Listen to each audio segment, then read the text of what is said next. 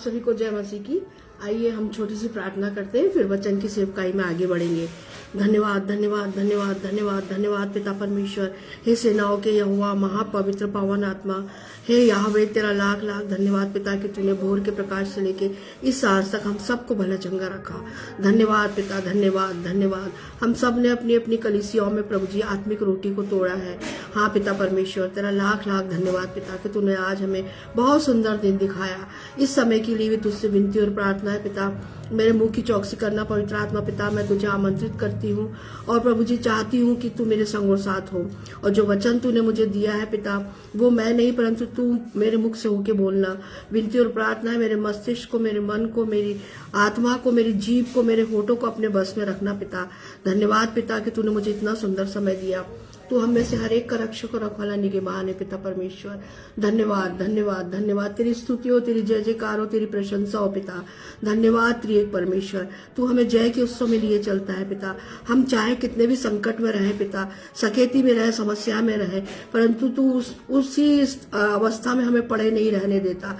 तेरा लाख लाख धन्यवाद पिता। धन्यवाद कि तू हमें उन समस्याओं से, उस सकेती से, उन कठिनाइयों से हमें निकालता है पिता। हाँ पिता परमेश्वर, धन्यवाद पिता, धन्यवाद। तेरी स्तुति हो, तेरी प्रशंसा हो, तेरी जय जयकार हो पिता।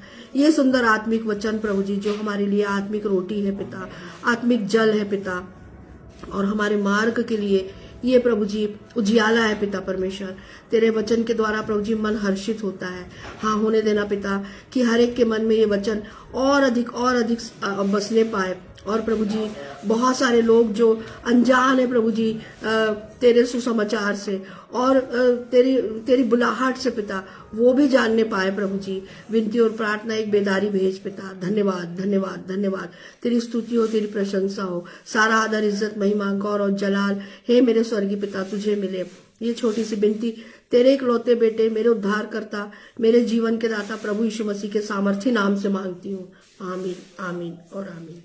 बहनों भाइयों, आज मैंने जो विषय लिया है वो है जीभ, जिसको हम लोग टंग भी बोलते हैं ना। और ये जो जीभ है वो हमारा जो पवित्र शास्त्र है, देखिए हर एक बात के लिए हम पवित्र शास्त्र में अगर हम पढ़ते हैं day by day, one by one, तो हम ये पाते हैं कि इतनी अद्भुत और अनोखी बातें है ना। इस संसार में रहते हुए भी हम अपना जयवंत जीवन कैसे जिए, ये हमको हमारा पवित्र शास्त्र सिखाता है। और दूसरी बात, हम परमेश्वर पिता के, प्रभु यीशु मसीह के समीपता में और कैसे चले, कैसे उनके साथ अपने संबंध बनाए, है ना, और किस प्रकार से उन्हें पिता परमेश्वर को हम प्रसन्न रखें। तो ये सारी बातें हमको हमारा पवित्र शास्त्र सिखाता है, समझाता है, बताता है। तो आज जो मेरा विषय है वो है जीभ, और इसके विषय में हो सकता है आप लोगों ने और भी बहुत सी सुसमाचार प्रचारकों, भाई बहनों के मुंह से सुना होगा। तो ऐसे कोई नया सब्जेक्ट नहीं है ये। तो यहाँ पे मैं पढ़ना चाहूंगी याकूब, नए नियम में जो याकूब की पत्री है उसका 3 अध्याय और 5 से 9 पद तक। वैसे ही जीभ भी एक छोटा सांग है और बड़ी बड़ी डींगे मारती है। देखो, थोड़ी सी आग से कितने बड़े वन में आग लग जाती है। जीभ भी एक आग है। जीभ हमारे अंगों में अधर्म का एक लोक है और सारी देह पर कलंक लगाती है और जीवन गति में आग लगा देती है और नरक कुंड की आग से जलती रहती है। और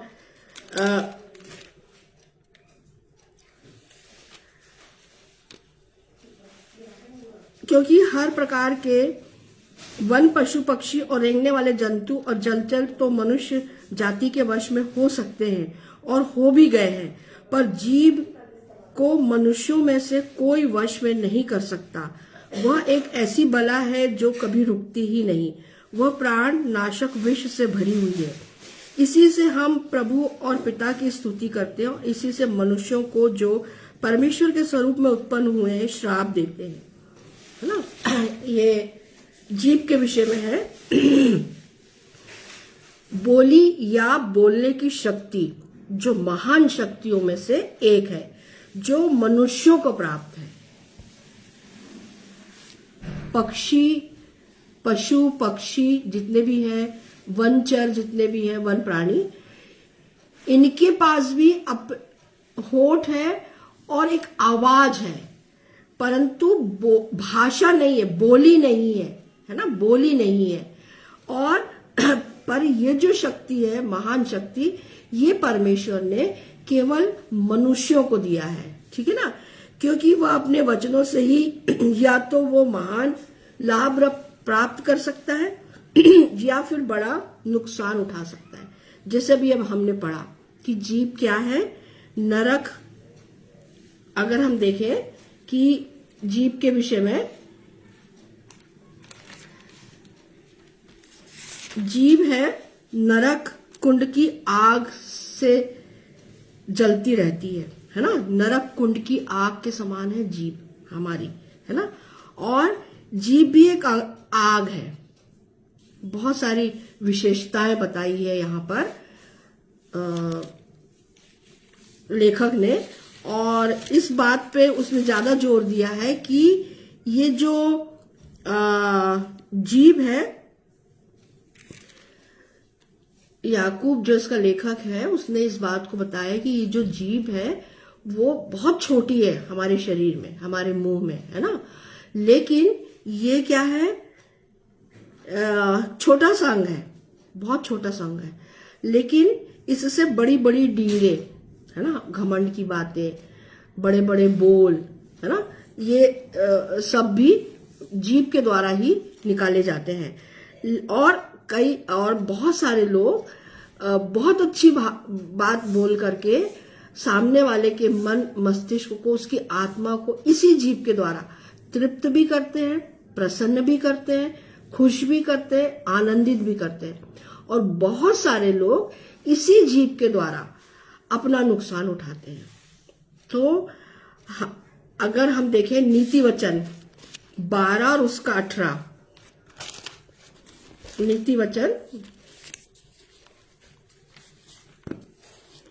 12 और उसका 18वां पद पढ़ना चाहूंगी।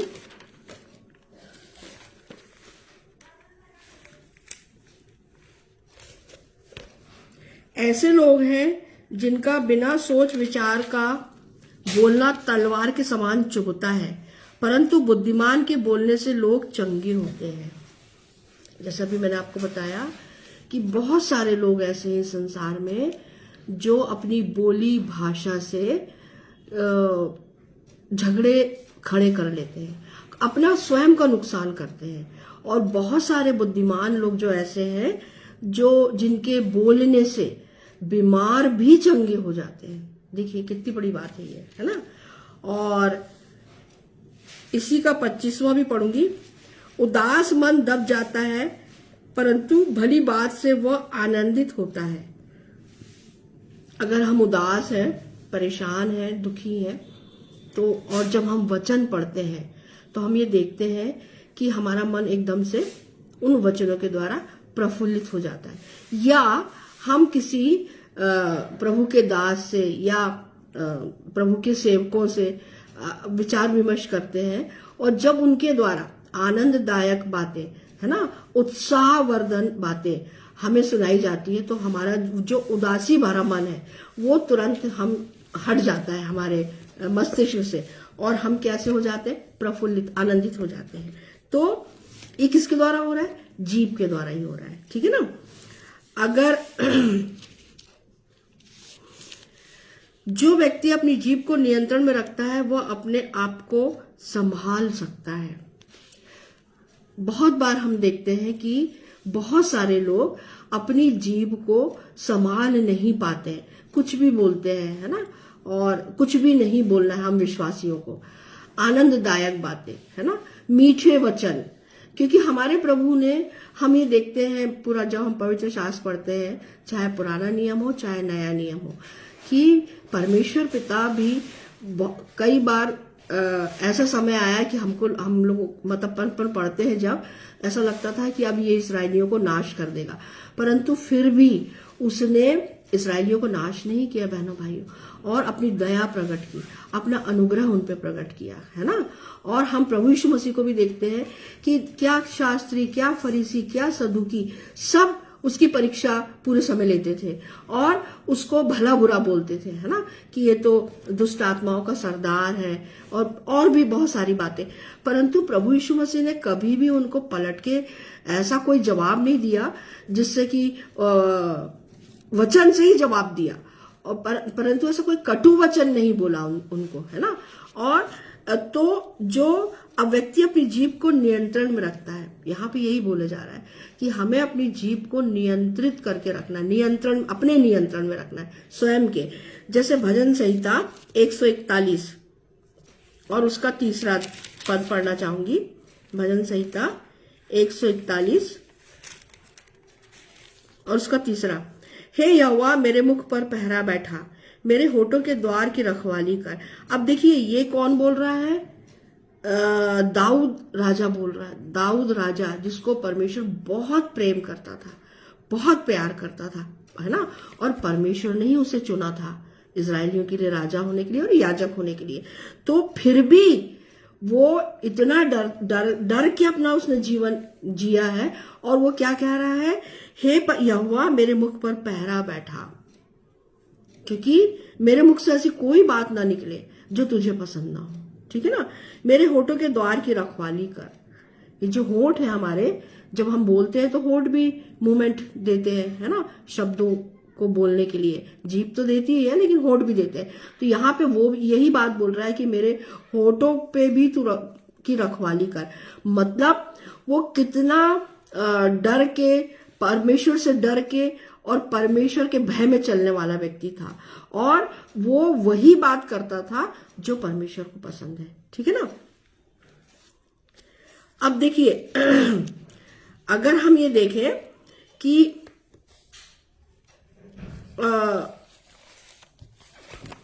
मैं याकूब और उसका 3रा और 1 से 4 भी पढ़ना चाहूंगी। हे मेरे भाइयों, तुम में से बहुत उपदेशक न बने, क्योंकि जानते हो कि हम उपदेशक और भी दोषी ठहरेंगे, इसलिए कि हम सब बहुत बार चूक जाते हैं। जो कोई वचन में नहीं चूकता वही तो सिद्ध मनुष्य है और सारी देह पर भी लगाम लगा सकता है।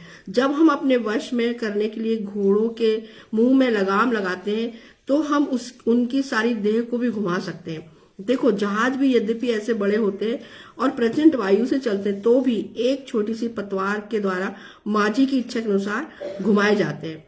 वैसे ही जीभ भी एक छोटा संग है। यहाँ पे ये बताया जा रहा है याकूब के द्वारा कि जो हमको जो उपदेश देना चाहते हैं, या जो उपदेशक है, जो प्रभु की दास है, वो खरा खरा उपदेश दे और अकॉर्डिंग टू बाइबल, वचन के द्वारा ही वो बात करे, है ना। और क्योंकि जब हम वचन के द्वारा बातें करते हैं तो हम इधर उधर की बात फिर हमसे नहीं होती। जिस प्रकार से अगर एक घोड़ा है, उसकी लगाम अगर जो सही से जो घुड़सवार है उसके हाथ में रहती है तो वो जहां चाहता है घोड़े को मोड़ता है। वैसे ही जो एक बड़ा जहाज है वो भी माझी जैसा चाहता है वैसे उसको मोड़ लेता है। और परंतु जो जीभ है ये एक छोटा सा अंग तो है, लेकिन ये क्या है?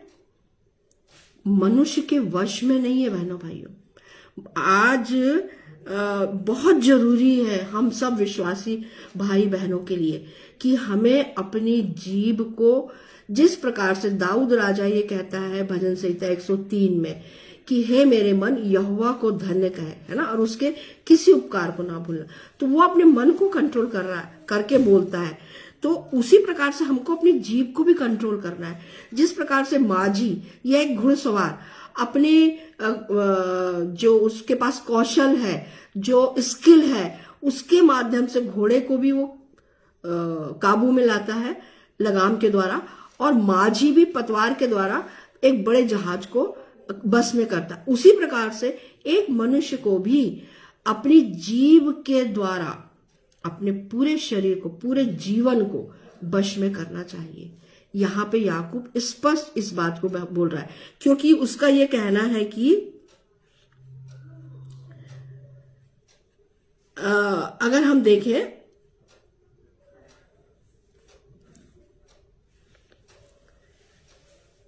जीभ भी एक आग है, जीभ हमारे अंगों में अधर्म का एक लोक है और सारी देह पर कलंक लगाती है और जीवन गति में आग लगा देती है ना। और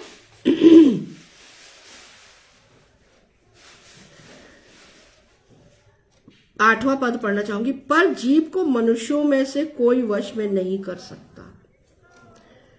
ये एक बहुत बड़ा चैलेंज है मेरे और आपके लिए आज, कि हमें अपनी जीभ को अपने काबू में रखना है। हमको वही बात बोलना है जो परमेश्वर को भली लगती है ना। और वचनों के द्वारा हमें बात करना है, ठीक है, अपने मन से कुछ नहीं, वचनों के द्वारा। तो मैंने कुछ जीभ के प्रकार थोड़ा सा ढूंढा है जो आपके सामने रखना चाहूंगी। 11 प्रकार है कुछ जीभ के। पहला है करेत की जीभ। अय्यूब 20 और 16, अत्यंत विषैली जीभ, अत्यंत विषैली। अय्यूब 20 और 16। जो करेत सांप होता है वो अत्यंत विषैला सांप माना जाता है ना। वह नागों का विष चूस लेगा, वह करेत के डसने से मर जाएगा। देखिए, करेत इतना विषैला होता है जो सांप है कि उसके डसने से इंसान की मृत्यु हो जाती है।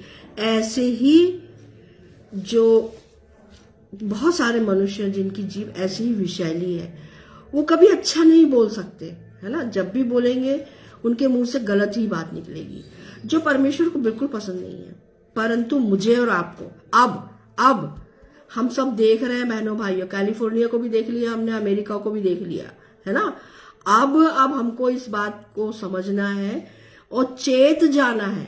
ये चेतावनी है हमारे लिए कि अब हमें अधिक से अधिक परमेश्वर के प्रभु यीशु मसीह की निकटता में अपने जीवन को बिताना। तो ठीक है, हम संसार में हैं, पर संसार में रहते हुए तो हमारे पास गाइडलाइन है ना, हमारा पवित्र शास्त्र।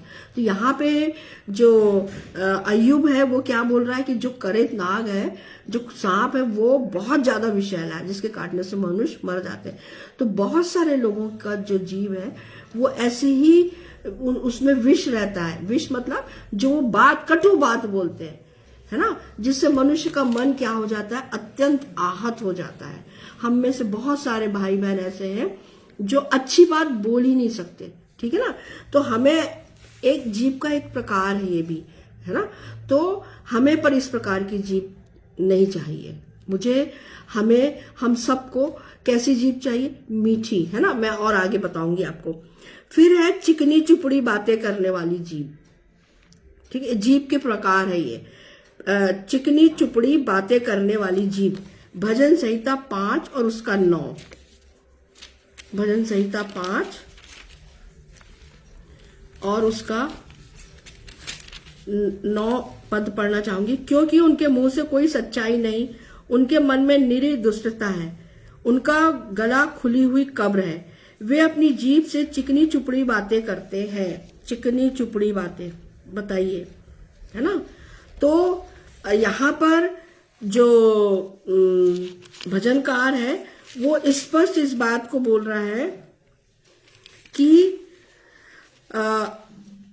ये जीभ भी चिकनी चुपड़ी मतलब तेरे मुंह पे तेरी, मेरे मुंह पे मेरी, है ना। बहुत पॉलिश्ड करके बात करना। बहुत सारे लोग हैं जो पॉलिश्ड करके बात करते हैं, चिकनी बातें करते हैं, चुपड़ी बातें करते हैं, है ना, पॉलिश्ड बातें करते हैं। तो यहाँ पर जब हम और जब सच्चाई खुलती है कि बात तो ये ऐसी नहीं थी भाई, है ना, तो हमको तुरंत समझ में आ जाता है कि देखो ये इस प्रकार से बातों को ये लोग घुमा रहे हैं और चिकनी चुपड़ी बातें करके बातों को गुमराह कर रहे हैं। तो ये भी ठीक बात नहीं है ना। हमको ये चेतावनी है कि हमें हाँ तो हाँ और ना तो ना, ये बात करना चाहिए, ना कि चिकनी चुपड़ी बातें करना चाहिए। फिर घमंडी जीभ, भजन 12 और उसका 3। घमंडी जीभ। प्रभु सब चापलूस होठों को और उस जीभ को जिससे बड़ा बोल निकलता है काट डालेगा। बताइए, चापलूस होठों को, है ना। चापलूसी, बहुत सारे लोग चापलूसी करते हैं अपने अपने स्वार्थ के लिए, निज स्वार्थ के लिए हमने देखा है ये, और हम देख भी रहे हैं आज संसार में कि अपने स्वार्थ के लिए, निज स्वार्थ के लिए इंसान इतना गिर गया है कि वो केवल चापलूसी ही करना उसे अच्छा लगता है। लेकिन यहाँ पे हमें चेतावनी है बहनों भाइयों कि प्रभु सब चापलूस होठों को और उस जीभ को जिससे बड़ा बोल निकलता है काट डालेगा। फिर क्या होगा, है ना, सोचने वाली बात है। अगर हम देखें कि अय्यूब, याकूब और उसका 1 और 26वां पद भी पढ़ना चाहूंगी।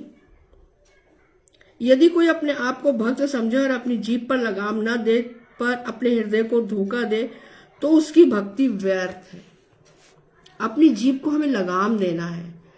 यदि वास्तव में यदि हम विश्वासी हैं और हमने प्रभु यीशु मसीह को अपना उद्धारकर्ता स्वीकार किया है, तो जैसा प्रभु यीशु मसीह ने हमको आदेश दिया है कि तुम्हारी हाँ की हाँ हो और ना की ना हो, है ना।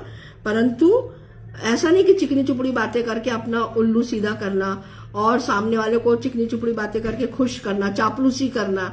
आजकल मनुष्य यही काम कर रहा है, जिसके लिए हमें स्ट्रिक्टली परमेश्वर पिता ने और ये पवित्र शास्त्र ने हमें आगाह किया है कि हमें क्या नहीं करना है, चापलूसी नहीं करना है, ठीक है, चिकनी चुपड़ी बातें नहीं करना है। नहीं तो हम तो अपने हृदय को धोखा दे रहे हैं ना, हम किसी को धोखा नहीं दे रहे, अपने आप को स्वयं को धोखा दे रहे हैं।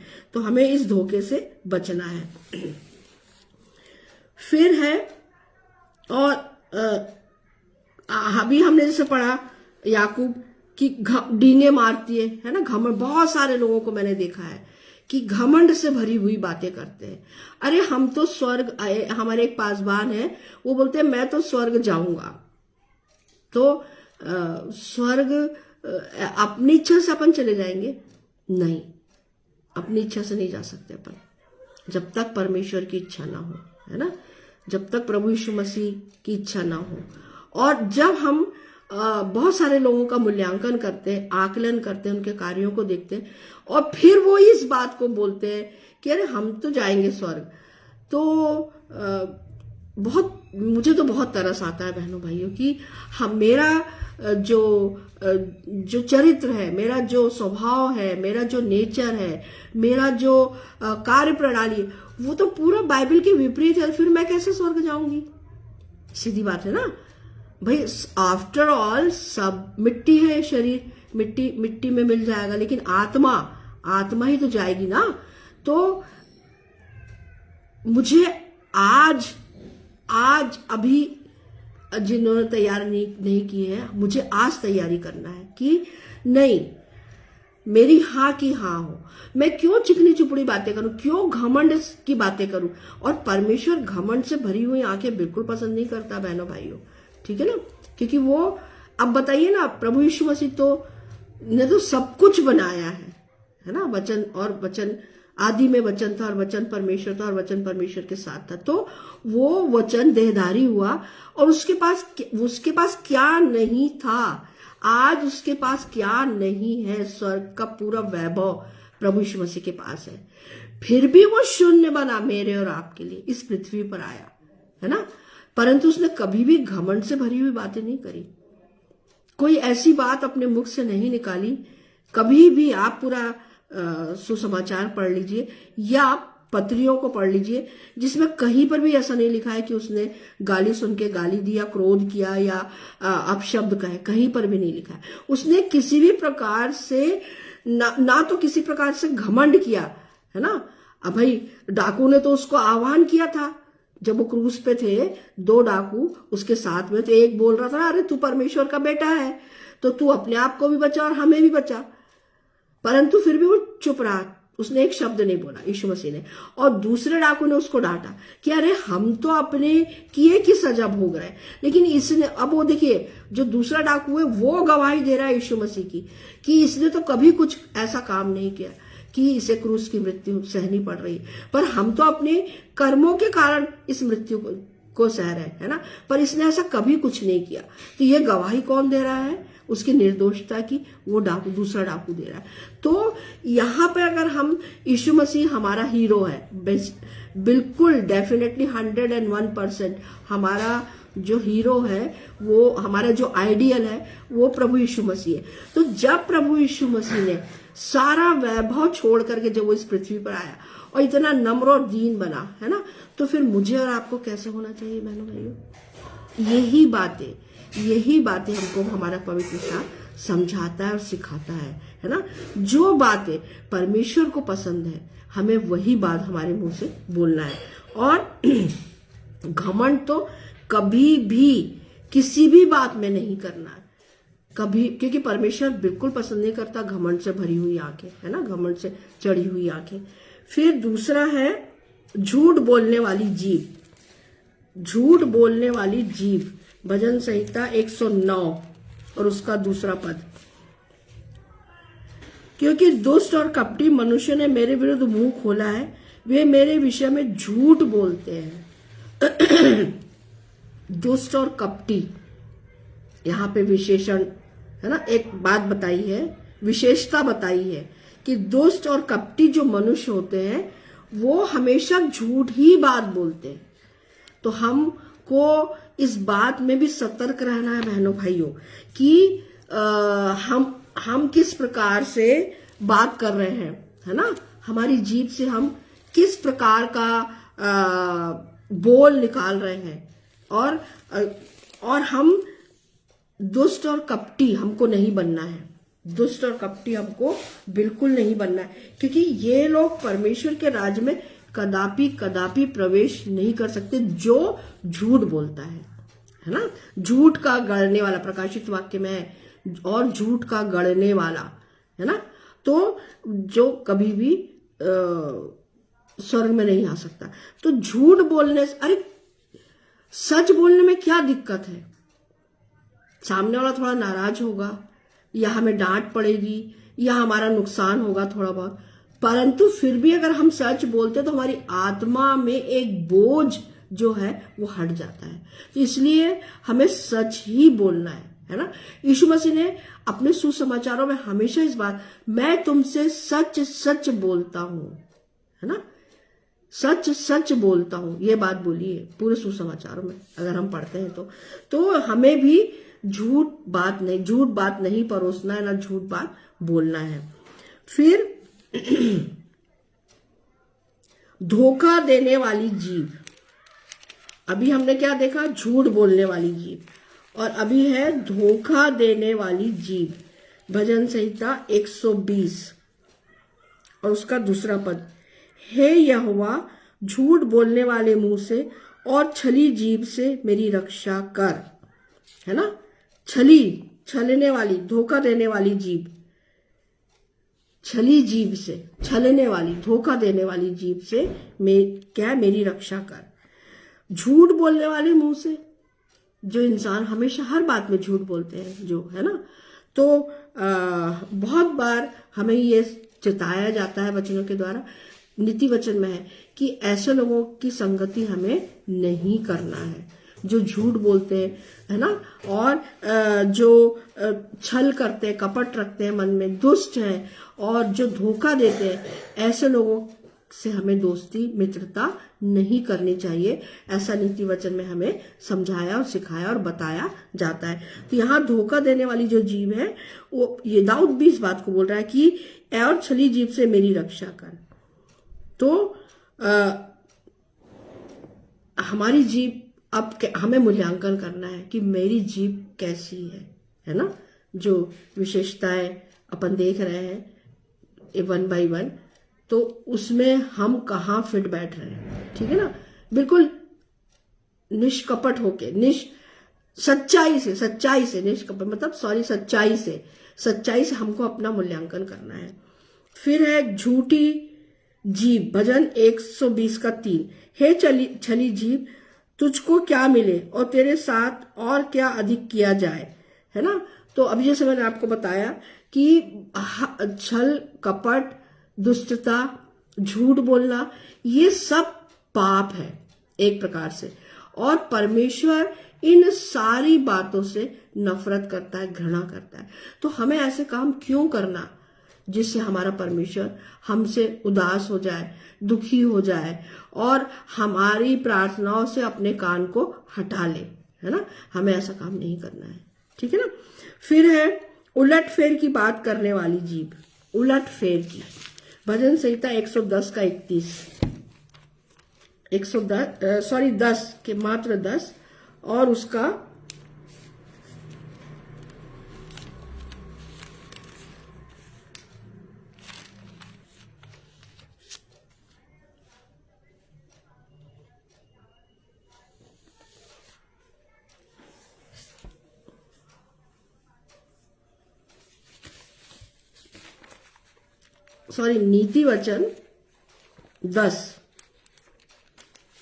नीति वचन 10 और उसका 31वां पद पढ़ना चाहूंगी।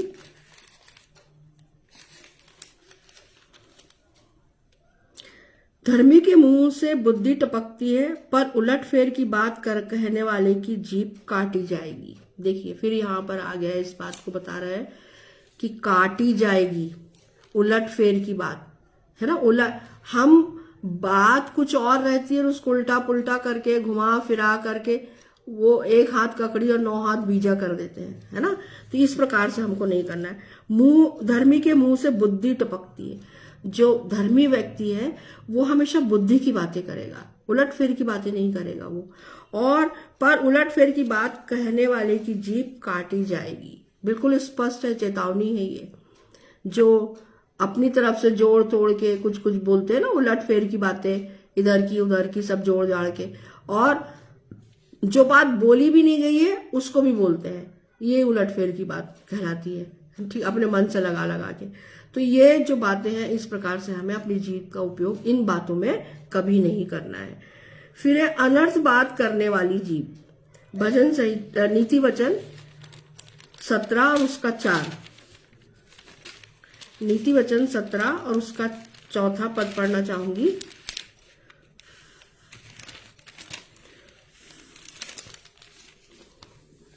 कुकर्मी अनर्थ बात को ध्यान देकर सुनता है और झूठा मनुष्य दुष्टता की बात की ओर कान लगाता है ना। अनर्थ बात करने वाली जीभ, अनर्थ बात, कुछ भी बात करना, अनर्थ कुछ भी, है ना। जिस अनर्थ मतलब जिसको कोई अर्थ ही नहीं है, अनाप शनाप जो मन में आया सो बोल दिया। तो इस प्रकार से नहीं, इस प्रकार से कोई बात हमें नहीं करना है। और कुकर्मी जो होते हैं वो अनर्थ बात को ध्यान देकर सुनते हैं, है ना। मतलब अगर आपने देखा होगा कि कोई 2 लोग चुगली कर रहे हैं, फुसफुसा रहे हैं कान में, तो बहुत ध्यान से वो एक दूसरे की बात सुनते हैं। और कुकर्म तो कर ही रहे हैं ना, वो कुकर्मी जो है वो क्योंकि उनके पास बुद्धि नहीं है और वो कुछ भी बढ़ा चढ़ा के उल्टा सीधा जो भी बोलना है मतलब बोलना है। और झूठा मनुष्य दुष्टता की बात की ओर कान लगा। जो झूठा मनुष्य है वो जब भी बात करेगा वो उल्टी सीधी बात करेगा, दुष्टता की बात करेगा। अच्छी बात उनके मुंह से नहीं निकलती, अच्छी बात, अच्छे वचन, सरल सहज और मन को आनंदित करने वाले वचन ऐसे लोगों के मुंह से नहीं निकलते। जब भी बात करेंगे तो जली कटी बात करेंगे, है ना। और टॉन्टिंग वे में बहुत सारे लोगों को मैं देखती हूँ जो टॉन्टिंग वे में बात करते हैं। तो इस प्रकार से भी हमें अपनी जीभ का उपयोग इन गलत बातों की ओर में उपयोग नहीं करना है। फिर है टेढ़ी बात करने वाली जीभ, टेढ़ी बात। नीति वचन 25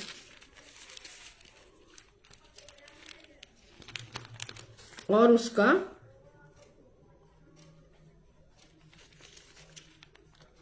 15वां पद पढ़ना चाहूंगी।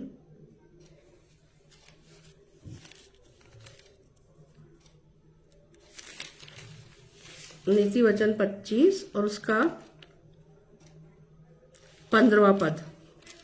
धीरज धरने से न्यायी मनाया जाता है और कोमल वचन हड्डी को भी तोड़ डालता है ना। तो जो टेढ़ी बात नहीं, जो सीधी बात करेगा, कोमल बात करेगा, अच्छी बात करेगा, है ना, तो उससे क्या होगा, कि मन को शांति मिलती है ना। और जो टेढ़ी मेढ़ी बातें करता है, घुमा फिरा के टेढ़ी बातें, है ना, उससे क्या होगा, झगड़े उत्पन्न होंगे, है ना। और परंतु हमें क्या करना है, इस प्रकार की आड़ी तिरछी टेढ़ी बातें नहीं करना। बहुत सारे, जैसे भी आपको मैंने बताया, बहुत सारे लोग व्यंग्यात्मक बातें भाषा में बात करते हैं, बहुत सारे लोग टॉन्टिंग वे में बात करते हैं, बहुत सारे लोग कड़वी बात करते हैं। तो ये टेढ़ी जो बात है वो हमें ना करते हुए, परंतु कैसी बात करना है, धीरज धरने से न्यायी मनाया जाता है। जब हम धीरज धरते हैं तो हमारा न्यायी कौन है, हमारा पिता परमेश्वर, है ना। तो उसको हम मना सकते हैं। और कोमल वचन हड्डी को भी तोड़ डालता है। और जो अच्छी बात करता है, नरम बात करता है, सहज सरल और सीधी बात करता है ना, जिससे मन हर्षित होता है, तो वो वचन हमारे हृदय में क्या करते हैं, आनंद को लेकर आते हैं। आनंददायक वचन रहते हैं वो, है ना। और इसलिए हमें टेढ़ी बात नहीं करना है। अभी फिर है चुगली करने वाली जीभ। नीति वचन 25 और उसका 23, जैसे उत्तरी वायु वर्षा को लाती है, वैसे ही चुगली करने से मुख पर क्रोध छा जाता है। चुगली करना, है ना, एक दूसरे की निंदा करना। चुगली मतलब आपने देखा होगा, हम सब देखते हैं कि जहां दो लोग मिलते हैं वो किसी तीसरे की बातें करते हैं उसके विषय में, है ना। अच्छी तो बहुत कम, लेकिन पूरे समय उनकी बुराई करते हैं।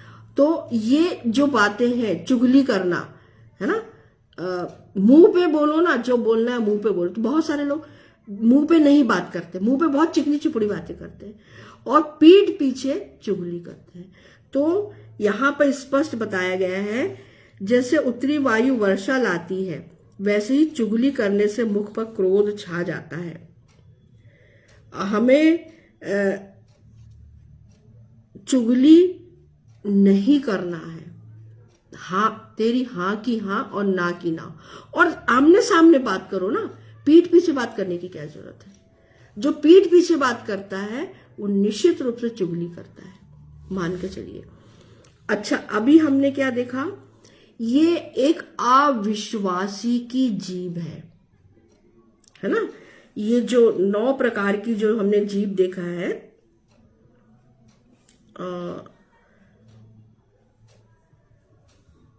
अगर हम देखें 8 प्रकार की जीभ, तो ये जो या 11 प्रकार की जीभ, ये कैसी जीभ है, अविश्वासियों की जीभ है।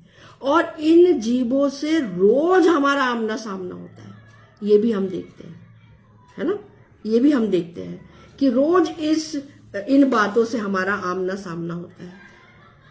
लेकिन एक विश्वासी की जीभ कैसे होना चाहिए, अब तक हमने अपना मूल्यांकन कर लिया होगा, ठीक है ना, पर और भी आगे हमको अपना मूल्यांकन करना है। पहली है जीभ है बुद्धिपूर्ण जीभ। नीति वचन 10,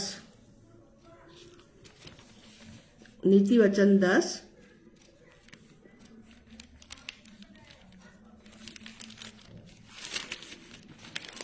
और उसका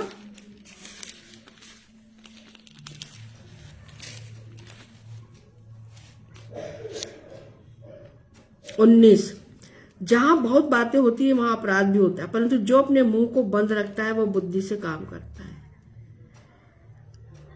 हम बहुत सारी भीड़ में रहते हैं बहुत बार, है ना, और बहुत सारी बातें हम सुनते हैं, पर जरूरी नहीं है कि हम सब सुन करके हम भी बोले। तो हमें क्या करना है, परंतु जो अपने मुंह को बंद रखता है, हम बहुत बार हम अपनी कलीसियाओं में भी देखते हैं कि बहुत सारी बातें होती है, पर जरूरी नहीं है कि हर बात में हमारा इन्वॉल्वमेंट होना चाहिए। मैं नहीं सोचती कि नहीं होना चाहिए।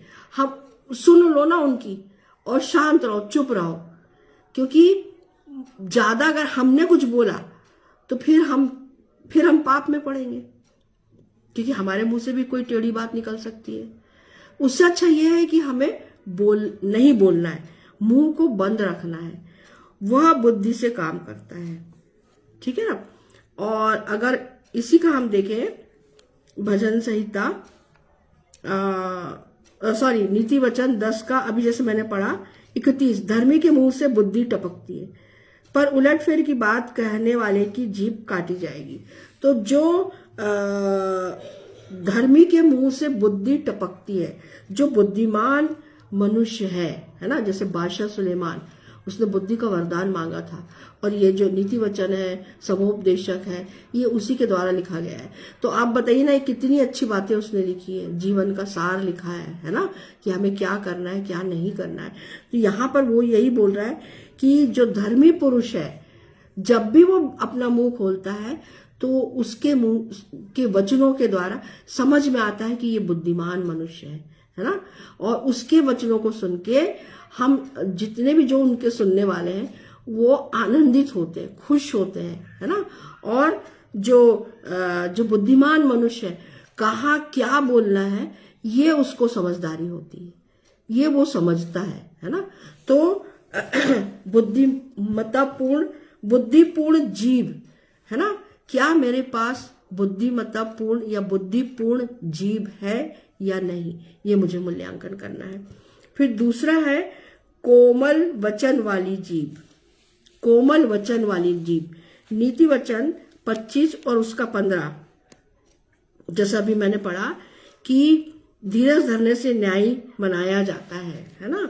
और कोमल वचन, हमारे वचन कठोर नहीं होना चाहिए। जैसे अभी अपन ने देखा कि जो अविश्वासी हम देखते हैं, जो लोग जो विश्वास में नहीं है, वो गाली देते हैं, गंदी गंदी गालियां देते हैं, गंदी बातें करते हैं, और मन दुख जाए ऐसे शब्दों का प्रयोग करते हैं, है ना। तो परंतु जो एक विश्वासी है वो अपने वचन कैसा रखता है, कोमल रखता है, नरम रखता है ना, मृदु रखता है। उसके वचन को सुन के जो न्यायी है, मतलब न्यायी मतलब कौन, पिता परमेश्वर, वो भी उसको भी मनाया जाता है, जा सकता है और जाता है ना।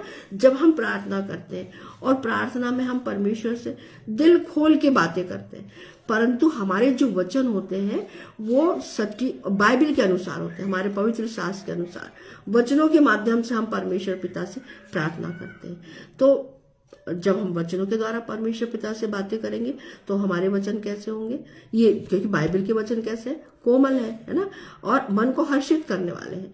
तो हमें भी कोमल वचनों का प्रयोग करना है, कठोर वचनों का प्रयोग हमें नहीं करना है, और ना किसी प्रकार से किसी के लिए के दिल को दुखाने वाली बात, है ना, हमें इस प्रकार से कोई बात नहीं करना है। हम शांत भी रह सकते हैं उस जगह पे जहां पे अगर कोई ऐसी चर्चा हो रही है, चुगली चपाटी हो रही है, तो हम हट भी जाते हैं कई बार उस जगह से, और या फिर हम शांत रहते हैं, हम एक शब्द मुंह से नहीं बोलते हैं, है ना।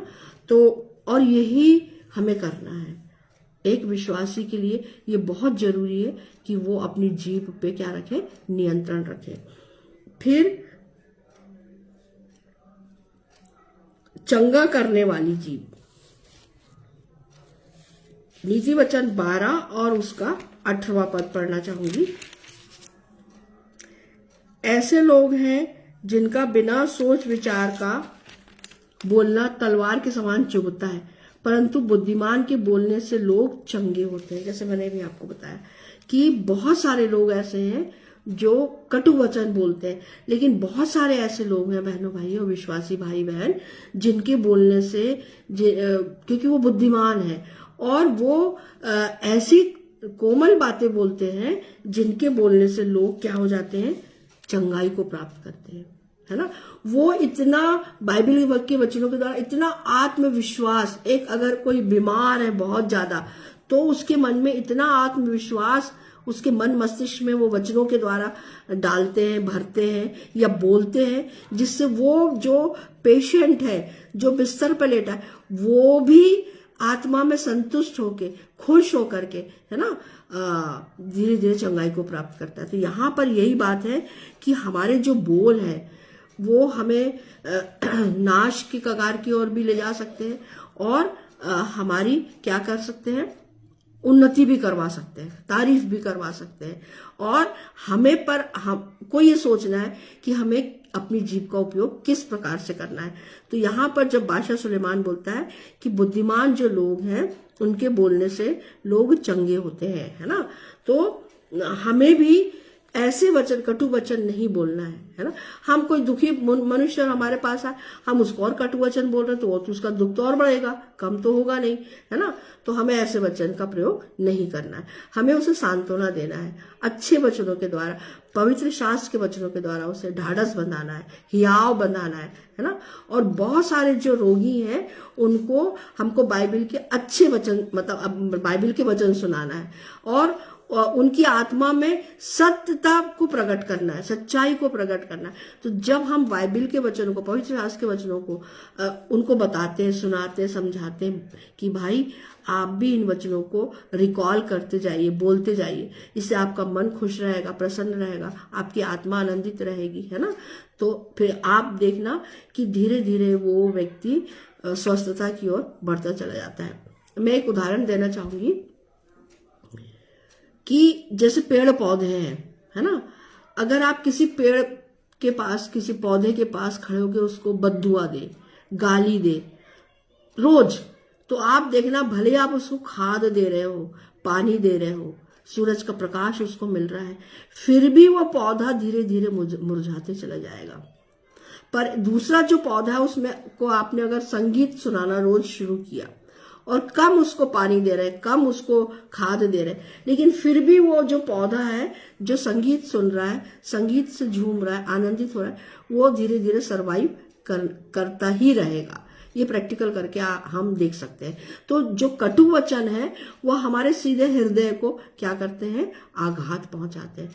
तो बहनों भाइयों, हमें बहुत सोच समझ करके अपनी मुंह से, अपनी जीभ से जो वचन है, क्या बोला, तेरी हाँ की हाँ और ना की ना हो, है ना।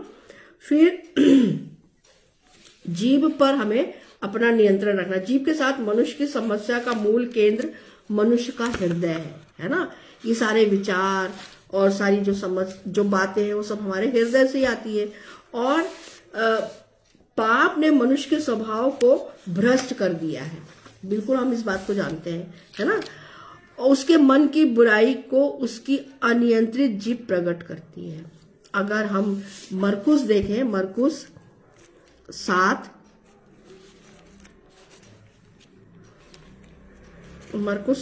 और उसका 21 से 23वां पद,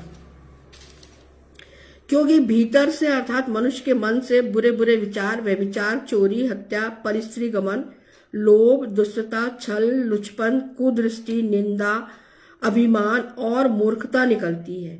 ये सब बुरी बातें भीतर ही से निकलती है और मनुष्य को अशुद्ध करती है। तो मन से निकल रही है ना ये सारी बातें, तो इससे क्या हो जाएंगे हम इन सब बातों से। मरकुस 7 और उसका 21 से 23 अगर हम देखें, अगर हम इस प्रकार से अपने मन में सोच रहे हैं, विचार कर रहे हैं, हमारे हृदय में इतनी सारी बुराइयां हैं, गलत बातें, तो हम तो अशुद्ध है ना, मन से तो अशुद्ध है ना हम। तो जब मन से अशुद्ध है तो हमारे कर्म भी अशुद्ध होंगे, फिर हम अच्छा कर पाएंगे क्या? नहीं कर पाएंगे। तो बिल्कुल स्पष्ट है कि पाप ने मनुष्य के स्वभाव को भ्रष्ट कर दिया है और उसके मन की बुराई को उसकी अनियंत्रित जीभ प्रकट करती है। और ये विचार कहां से आते हैं? मरकुस 7, 21 से 23 हमारे मन से, भीतर, मनुष्य के मन से, भीतर से आते हैं, है ना। क्या क्या आते हैं? बुरे बुरे विचार, व्यभिचार, चोरी, हत्या, परस्त्री गमन, लोभ, दुष्टता, छल, लुचपन, कुदृष्टि, निंदा, अभिमान और मूर्खता निकलती है। ये हमारे मन से निकलता है, हमारे विचारों से निकलता है, हमारे हृदय से निकलता है। तो हमें जैसे याकूब की पत्री में भी 3 अध्याय और उसका 6वां, है ना। जीभ भी एक आग है और जीभ हमारे अंगों में अधर्म का एक लोक है और सारी देह पर कलंक लगाती है और जीवन गति में आग लगा देती है। जीवन गति में आग लगा देती है और सारी देह पर कलंक लगाती है जीभ, है ना। तो जीभ मन से विचार हमारे आए, गलत विचार, है ना, चोरी, हत्या, परिस्त्री गबन, जो हमने सब पढ़ा अभी मरकुस 7 और उसका 21 से 23। तो ये सब हमारे मन में, तो जब मन में रहेगा तो हमारे होठों पे भी आएगा, जीभ पे भी आएगा। तो ये फिर क्या करेगी, ये हमारे पूरे अंगों को में अधर्म का एक लोग है और सारी देह पर कलंक, फिर हमारी पूरी देह पे कलंक आता है, ठीक है ना, एक जीभ के कारण। और नरक कुंड की आग से जलती रहती है, और ये नरक कुंड की आग है, बताइए आप अगर ऐसी जीव है तो पर एक विश्वासी पवित्र आत्मा की सहायता से वह अपनी जीभ पर काबू या नियंत्रण पा सकता है। कितनी खुशी की बात है ये, है ना। हमें अपनी जीभ पे नियंत्रण किसके द्वारा प्राप्त करना है, पवित्र आत्मा के द्वारा। हम क्यों गलत बात बोले, क्यों मन में गलत बात विचार लाए, क्यों सोचे गलत बात, अच्छा बोले, अच्छा सुने, अच्छे मन में विचार लेकर आए, तो ये हमको सहायता कौन करेगा, पवित्र आत्मा पिता करेगा, है ना। फिर क्योंकि पवित्र आत्मा हमें शिक्षा देते हैं कि हमें अपनी जीभ पर हम किस प्रकार से नियंत्रण रखना है। हमें अपनी जीभ से परमेश्वर की स्तुति, आराधना और दूसरों को आशीष, मृदुल मधुर वचन बोलने में पवित्र आत्मा हमारी सहायता करता है ना। जब हम वचन पढ़ते हैं, प्रार्थना करते हैं, दूसरों के साथ मित्रवत व्यवहार करते हुए अच्छे वचनों को बोलते हैं, है ना, जिससे उनका मन प्रफुल्लित होता है, आनंदित। अब देखिए, मैं भी तो चाहती हूँ कि मेरा मन आनंदित रहे, खुश रहे। तो कैसे रहेगा, जब मैं सामने वाले के मन को वचनों के द्वारा प्रफुल्लित रखूंगी, खुश रखूंगी, है ना। अब पवित्र शास्त्र के वचनों के द्वारा भी और बोलचाल में भी, ठीक है ना, तो मुझे भी वही रिटर्न में मिलेगा, मुझे भी वही रिटर्न में मिलेगा, है ना। तो हमें पवित्र आत्मा की सहायता हमें लेनी है, और पवित्र आत्मा ही हमारे लिए आहे भर भर के पिता से प्रार्थना करता है। अगर ठीक है ना, बहुत सारे भाई बहनों को प्रार्थना करना नहीं आता, क्या हो गया, नहीं आता तो, पर हम पवित्र आत्मा जब हमें समझा रही, सिखा रही, बता रही है, तो हमें उसके हिसाब से, उसके अनुसार चलना है। परमेश्वर की आराधना, स्तुति हमें करना है अपनी जीभ से, ना कि किसी को गाली देना है, कटु वचन बोलना है ना। फिर हमको ये कौन सिखाएगा, पवित्र आत्मा। और दूसरों को आशीष देना है, दूसरों को आशीष जब आप देंगे तो आपको भी आशीष मिलेगी पिता परमेश्वर से, है ना। और अच्छे वचन बोलना है, मृदुल वचन बोलना, मृदुल मतलब नरम, है ना, सरल वचन बोलना है, मृदुल सरल वचन बोलना है, अच्छे वचन बोलना है, और मधुर, जो मन को अच्छे लगे, कानों को प्रिय लगे, ऐसे वचन बोलना है ना। और ये वचनों को बोलने के लिए और स्तुति करने के लिए, आराधना करने के लिए, प्रार्थना करने के लिए हमें किसकी आवश्यकता है, पवित्र आत्मा की। तो हमें पवित्र आत्मा की संगति में ही अब चलना है। जो लोग पवित्र आत्मा की संगति में नहीं चलते हैं, वो उनके मन मस्तिष्क पे फिर दुष्ट का नियंत्रण होता है, तो वो दुष्ट के हिसाब से चलते हैं। लेकिन हम विश्वासियों को पवित्र आत्मा के चलाए चलना है। तो जब हम पवित्र आत्मा के साथ चलते हैं तो फिर हम परमेश्वर को क्या करते हैं, भाते हैं, और उसे हम प्रसन्न रखते हैं। बुद्धिमान व्यक्ति कम बोलता है और अपने वचनों पर नियंत्रण रखता है। यद्यपि एक व्यक्ति अपने वचनों पर नियंत्रण रख सकता है, परंतु यह नियंत्रण सच्चाई से होना चाहिए, सच्चाई से होना चाहिए। कम बोलिए, अच्छा बोलिए, मीठा बोलिए, ठीक है। हमें या हर विश्वासी को अपने वचनों का प्रयोग सीधे साधे तरीके से प्रस्तुत करना चाहिए।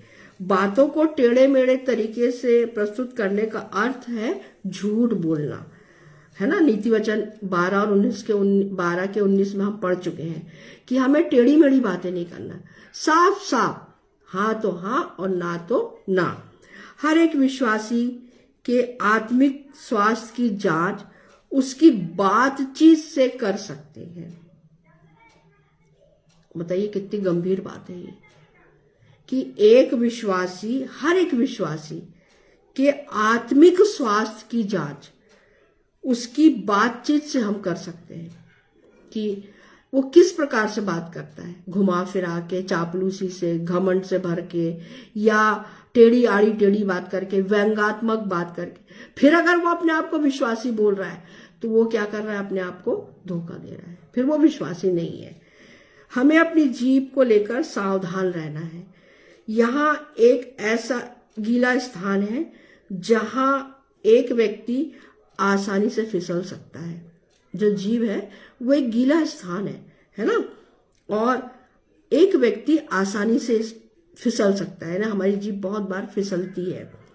हमें प्रतिदिन प्रार्थना करना है कि परमेश्वर हमें कानाफूसी, निंदा और बुरे बोल चाल से बचा के रखे, है ना।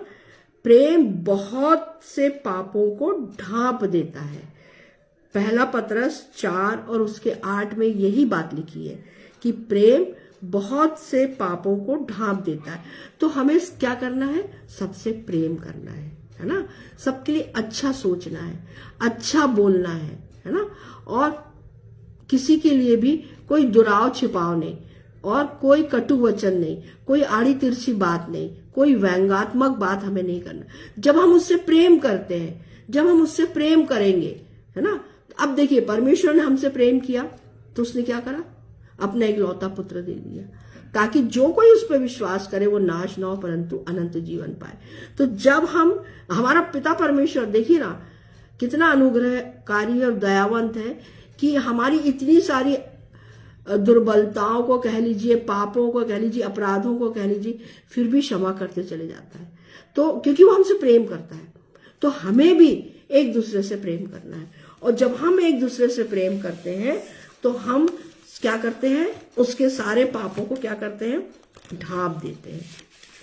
फिर कोई बुराई नहीं, कोई आड़ी तिरछी टेढ़ी बातें नहीं, है ना, कोई व्यंगात्मक बात नहीं, और क्योंकि हम उससे प्रेम कर रहे हैं इसलिए। तो आज हमने जीभ के विषय में समझा, सीखा, जाना, है ना। आइए हम छोटी सी प्रार्थना करते हैं। धन्यवाद धन्यवाद धन्यवाद धन्यवाद धन्यवाद सामर्थ्य पिता परमेश्वर, हे सेनाओं के यहोवा, महाप्रतापी राजा, तेरा लाख लाख धन्यवाद पिता कि आज हमने प्रभु जी जीभ के विषय में सीखा कि पिता ये किस प्रकार से पूरे देह को प्रभु जी खराब कर सकती है। हाँ पिता परमेश्वर, विनती और प्रार्थना है सभी भाई, हम सब भाई बहन आपस में प्रेम रखते हुए पिता एक दूसरे की सहे, एक दूसरे से प्रेम करें, एक दूसरे के विचारों का आदर करें पिता। और पिता सबसे बढ़कर के पिता परमेश्वर, हमारे जो वचन है पिता वो मन को हर्षित करने वाले हो, आनंदित करने वाले हो। आज हमने पवित्र शास्त्र तेरे वचनों के द्वारा पिता यही बातें सीखी है जिससे हमारे मन प्रभु जी हर्षित हुए हैं।